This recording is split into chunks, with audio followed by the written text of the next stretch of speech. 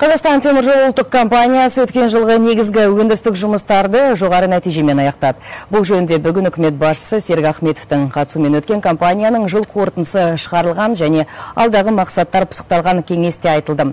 2012 жылдың қорытындысы бойынша есеп берген Қазақстан темір жолы ұлттық компаниясының президенті Асқар Мамин қол жеткізген басты табыстарға тоқталып өтті. Мәселен, өткен жылы жүк айналымы 235,7 миллиард тонна шақырым деңгейіне жетті. Бұл көрсеткіш өткен жылмен салыстырғанда шамамен 5,5 есеге артық.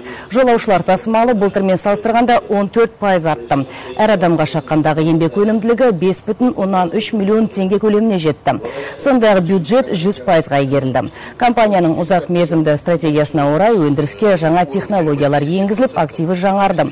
Биылғы және алдағы жылдардың да жоспары ауқымды. Осы жылы Астана-Атырау және Алматы-Атырау бағытындағы жаңа 2 жедел пойызын іске қосу көзделіп отыр. Қазақстан 2016 жылға дейін Еуразиялық аймақтың басты логистикалық хабына және транзит әлеуеті мықты мемлекетіне айналатын болады. Біздің компанияның алдында осы мемлекеттік стратегияны іске асыру бойынша маңызды міндет қойылған. Компания осы жобаның операторы болып табылады. Бұл теміржолшылар үшін үлкен мәртебе және жауапкершілік.